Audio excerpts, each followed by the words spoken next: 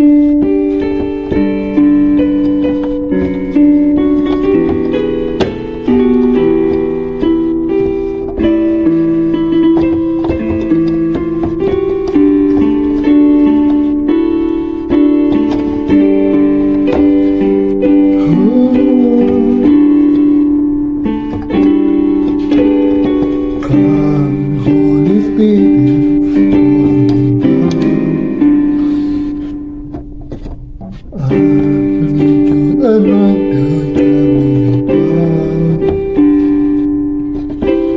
love you, Holy Spirit. You captivate my soul. And every day I grow to love you more. Come, Holy Spirit, follow me now. I need your anointed coming about. I love you, Holy Spirit. You captivate my soul. And every day I grow to love you more. I'm reaching out for your hand. You hold my life in your hand. Draw me closer to you. Your anointed made me renew. Nothing compared to this place when I can see you face to face. Anoint me in spirit and in truth.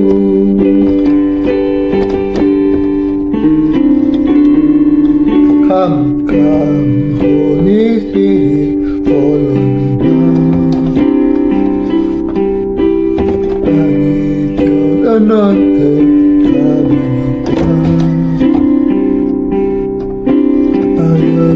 Holy Spirit, you captivate my soul. And every day I grow to love you more.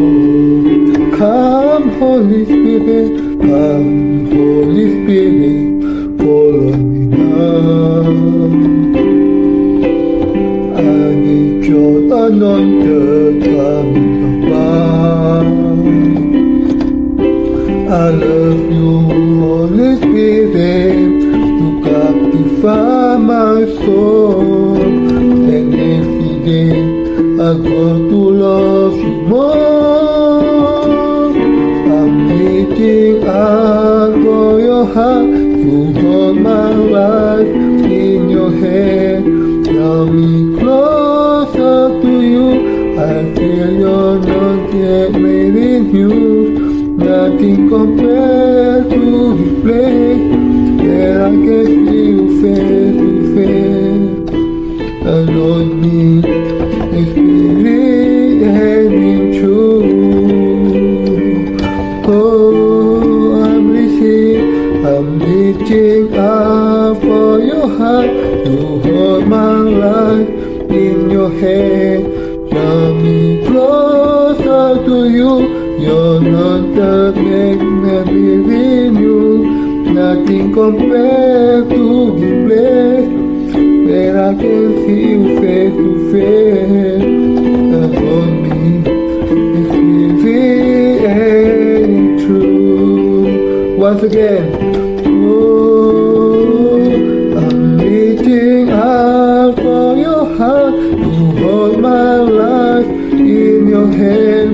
Draw me closer to you. I feel your spirit being used. Nothing compared to this place where I can see you face to face. Anoint me in spirit and in truth. Anoint me in spirit and in truth. Anoint me in spirit and in truth.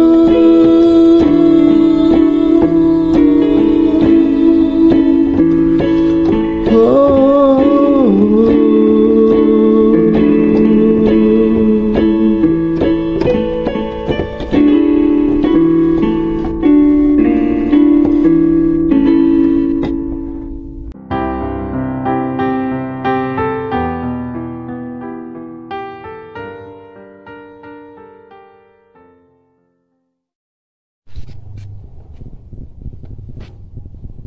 Pasal 9. Malapetaka dari lubang jurang maut.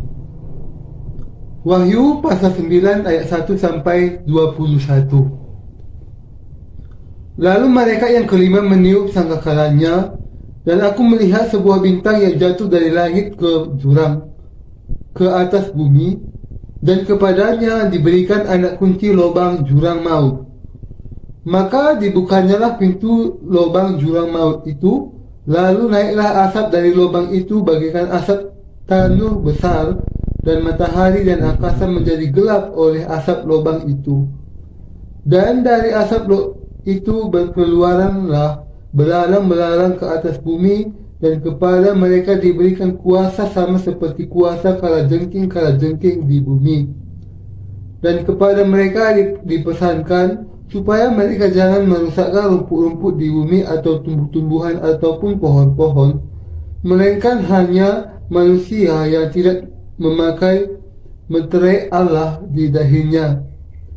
Dan mereka diperkenankan bukan untuk membunuh manusia, melainkan hanya untuk menyiksa mereka 5 bulan lamanya, dan siksaan itu seperti siksaan kalajengking apabila ia menyengat manusia. Dan pada masa itu orang-orang akan mencari maut, tetapi mereka tidak akan menemukannya, dan mereka akan ingin mati, tetapi maut lari dari mereka.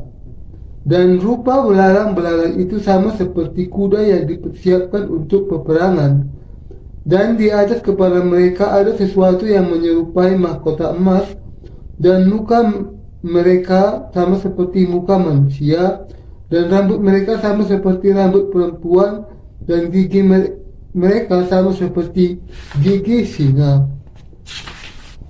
Dan dada mereka sama seperti baju zirah, dan bunyi sayap mereka bagaikan bunyi kereta-kereta yang ditarik banyak kuda yang sedang lari ke medan peperangan. Dan ekor mereka sama seperti kalajengking dan ada sangatnya.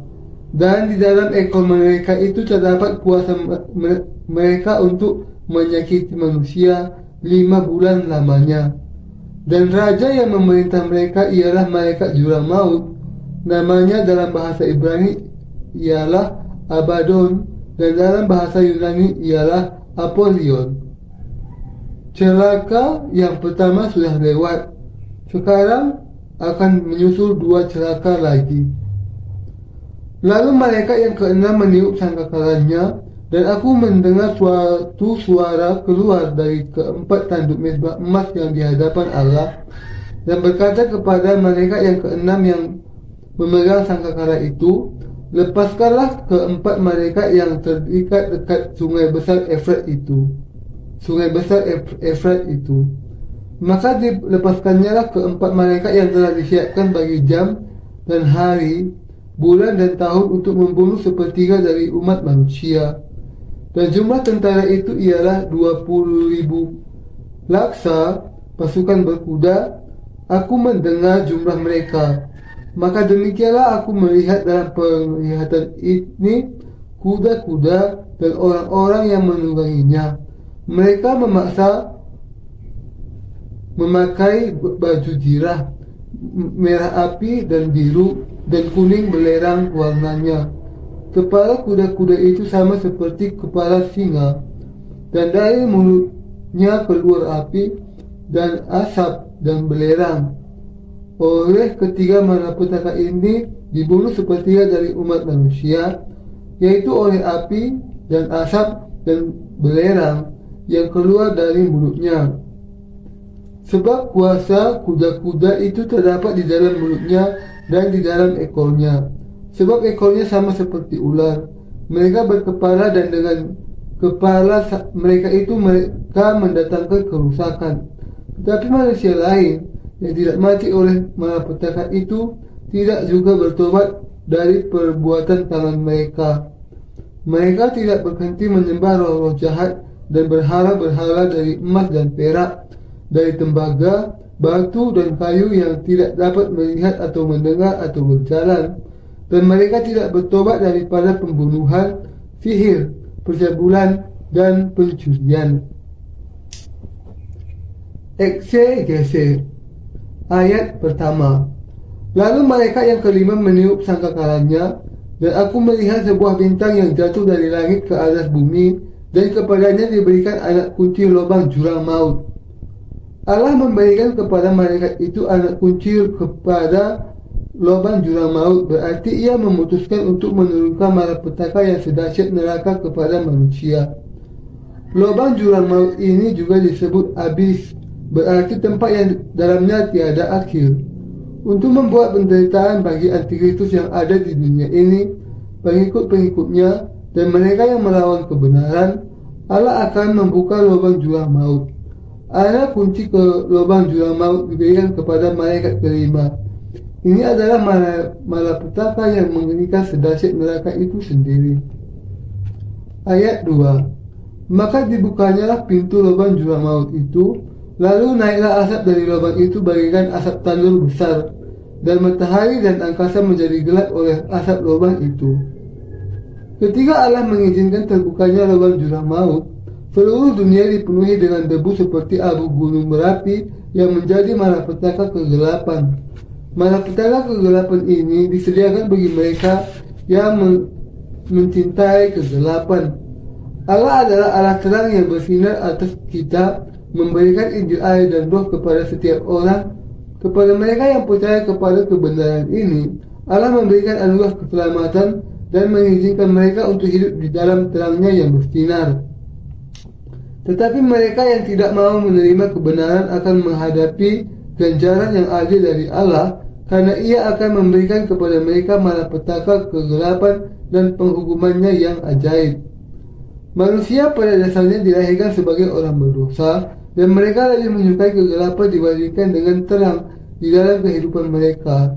Mereka layak menerima malapetaka kegelapan dari Allah karena menolak dan tidak mau percaya kepada Injil air dan roh yang diberikan oleh Tuhan.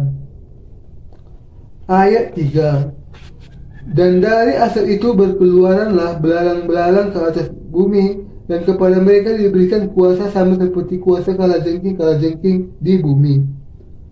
Allah akan mengutus belalang-belalang ke dunia ini dan menghukum dosa-dosa mereka yang melawan kebenaran Allah dengan pemikiran naluriah mereka. Malapetaka belalang-belalang ini bisa membawa rasa sakit yang sangat dahsyat seperti sengatan kalajengking. Karena itu semua orang berdosa yang ada di dunia ini harus percaya kepada kasih Allah yang sejati. Dan mereka yang tidak percaya, mereka harus mendapatkan pengalaman sendiri, melihat betapa dahsyat dan menyakitkannya dosa mereka menolak kasih Allah dan perlawanan mereka terhadapnya. Allah mengirimkan belalang-belalang ke dunia ini dan membuat manusia membayar upah dosa mereka yang melawan Allah kebenaran dengan pemikiran naluriah mereka sendiri. Harga dari dosa ini adalah menderita di dalam malapetaka belalang-belalang. Ayat 4. Dan kepada mereka dipesankan supaya mereka jangan merusakkan rumput-rumput di bumi atau tumbuh-tumbuhan apapun ataupun pohon-pohon, melainkan hanya manusia yang tidak memakai materai Allah di dahinya. Ketika Allah menurunkan malapetaka belalang-belalang yang mengerikan, ia tidak lupa menunjukkan kasih karunia-Nya kepada mereka yang dimeteraikan olehnya. Ia juga melarang belalang-belalang itu merusakkan alam ini. Ayat 5. Dan mereka diperkenankan bukan untuk membunuh manusia, melainkan hanya untuk menyiksa mereka 5 bulan lamanya, dan siksaan itu seperti siksaan kalajengking apabila ia menyengat manusia. Dalam Kidung Agung 8 ayat 6, Allah mengatakan tentang kasih dan murkanya dan berkata, cinta kuat seperti maut, kegairahan gigih seperti dunia orang mati. Nyalanya adalah nyala api, seperti nyala api Tuhan. Demikian juga, malapetaka ini menjelaskan betapa lebih mengerikannya penghukuman yang akan diturunkan kepada mereka yang menolak kasih Allah yang ditunjukkannya melalui Injil air dan roh. Malapetaka ini akan menyiksa manusia sampai 5 bulan lamanya. Ayat 6. Dan pada masa itu orang-orang akan mencari maut, tetapi mereka tidak dapat menemukannya, dan mereka akan ingin mati, tetapi maut lari dari mereka. Malapetaka belalang-belalang akan membawa penderitaan yang begitu berat kepada manusia sampai mereka akan memilih mati dibandingkan dengan hidup di dalam kesakitan itu. Namun mereka tidak bisa mati betapapun mereka menginginkannya. Malapetaka ini terjadi karena manusia mengabaikan Allah. Berpikir bahwa akhir dari kehidupan tubuh itu berarti selesai semuanya, mereka mengabaikan Allah yang menguasai baik kehidupan maupun kematian. Tetapi melalui malapetaka belalang-belalang ini, Allah menunjukkan kepada kita bahwa bahkan kematian tidak akan bisa terjadi tanpa seizin Allah. Ayat 7-12. Dan rupa belalang-belalang itu sama seperti kuda yang disiapkan untuk peperangan, dan di atas kepala mereka ada sesuatu yang menyerupai mahkota emas, dan muka mereka sama seperti muka manusia, dan rambut mereka sama seperti rambut perempuan, dan gigi mereka sama seperti gigi singa, dan dada mereka sama seperti baju zirah, dan bunyi sayap mereka bagaikan bunyi kereta-kereta yang ditarik banyak kuda yang sedang lari ke medan peperangan. Dan ekor mereka sama seperti kalajengking, dan ada sengatnya, dan di dalam ekor mereka itu terdapat kuasa mereka untuk menyakiti manusia 5 bulan lamanya. Dan raja yang memerintah mereka ialah malaikat juga maut. Namanya dalam bahasa Ibrani ialah Abaddon, dan dalam bahasa Yunani ialah Apollyon. Celaka yang pertama sudah lewat, sekarang akan menyusul 2 celaka lagi. Ekor dari belalang-belalang dari lubang jurang maut itu memiliki kuasa untuk menyakiti manusia selama 5 bulan. Meskipun penampilan mereka seperti perempuan, belalang-belalang itu adalah makhluk yang sangat menakutkan dan kejam. Ini menunjukkan betapa besarnya dosa yang dilakukan manusia dengan mengejar perempuan lebih dari Allah. Kita jangan pernah lupa bahwa iblis berusaha untuk menjatuhkan kita dengan pencabulan dan menjauhkan kita dari Allah dengan membawa dosa yang berasal dari nafsu kedagingan itu ke dalam kehidupan kita. Ayat 13-15. Lalu malaikat yang keenam meniup sangkakalanya, dan aku mendengar suatu suara keluar dari keempat dan mezbah emas yang di hadapan Allah, dan berkata kepada malaikat yang keenam yang memegang sangkakala itu, lepaskanlah keempat malaikat yang terikat dekat sungai besar Efrat itu. Maka dilepaskanlah keempat malaikat yang telah disiapkan bagi jam dan hari, bulan dan tahun untuk membunuh sepertiga dari umat manusia. Penghukuman Allah atas dosa yang sudah dinantikannya dengan sabar bagi kebaikan manusia pada akhirnya dimulai. Sekaranglah saatnya malapetaka peperangan yang akan membunuh sepertiga dari umat manusia di sungai Efrat. Ayat 16. Dan jumlah tentara itu ialah 20.000 laksa pasukan berkuda. Aku mendengar jumlah mereka. Di sini jumlah dari pasukan berkudanya disebutkan. Peperangan ini menunjuk kepada peperangan elektronik modern. Meskipun sepertiga dari umat manusia terbunuh di dalam peperangan ini, mereka yang masih tersisa tetap saja menyembah berhala, melawan Allah, dan menolak untuk bertobat dari dosa-dosa mereka. Ini menunjukkan betapa hati semua manusia dikeraskan dengan dosa-dosanya di masa akhir zaman. Ayat 17. Maka demikianlah aku melihat dalam penglihatan ini kuda-kuda dan orang-orang yang menungganginya. Mereka memakai baju zirah, merah api dan biru dan kuning belerang warnanya. Kepala kuda-kuda itu sama seperti kepala singa, dan dari mulutnya keluar api dan asap dan belerang. Apa yang dilihat Rasul Yohanes di sini adalah sebuah senjata yang sangat menghancurkan di abad 21, seperti tank, pesawat tempur, dan senjata modern lainnya. Ayat 18-19. Oleh ketiga malapetaka ini dibunuh sepertiga dari umat manusia, yaitu oleh api dan asap dan belerang yang keluar dari mulutnya. Sebab kuasa kuda-kuda itu terdapat di dalam mulutnya dan di dalam ekornya, sebab ekornya sama seperti ular. Mereka berkepala dan dengan kepala mereka itu mereka mendatangkan kerusakan. Peperangan yang sangat dahsyat dilakukan dengan senjata modern akan terjadi di akhir zaman. Dan sepertiga dari umat manusia akan mati karena malapetaka api dan asap serta belerang dari persenjataan yang demikian. Ayat 20. Tetapi manusia lain yang tidak mati oleh malapetaka itu tidak juga bertobat dari perbuatan tangan mereka. Mereka tidak berhenti menyembah roh-roh jahat dan berhala-berhala dari emas dan perak, dari tembaga, batu dan kayu yang tidak dapat melihat atau mendengar atau berjalan. Meski ada malapetaka itu, mereka yang tersisa dari peperangan itu bahkan semakin menyembah berhala dan terus sujud kepada mereka, karena mereka adalah orang-orang yang ditentukan untuk dibinasakan. Ayat 21. Dan mereka tidak bertobat daripada pembunuhan, sihir, percabulan, dan pencurian. Ini menunjukkan bahwa di akhir zaman, manusia tidak akan pernah bertobat dari dosa-dosa mereka di hadapan Allah. Allah kemudian akan menghukum orang-orang berdosa itu, tetapi memberikan suatu dunia yang baru yang keberkatan kepada orang-orang benar.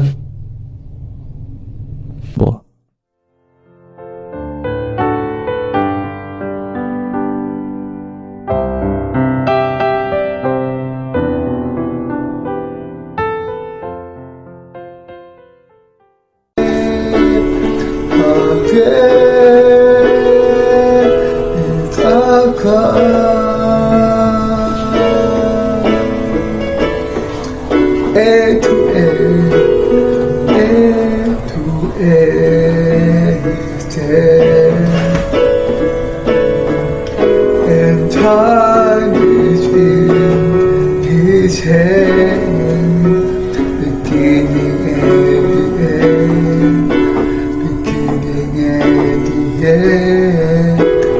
Oh, the God had dreamed what the Spirit sound, the lion and the dread, the lion and the dread. How can Saka sing me? How can Saka and always sing? How can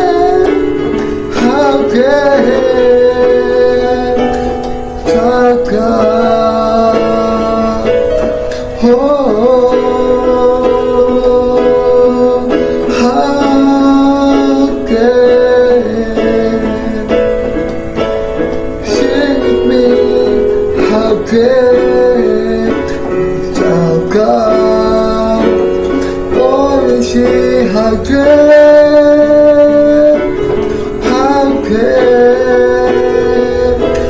Saka? Let us sing from the beginning. The splendors of the King,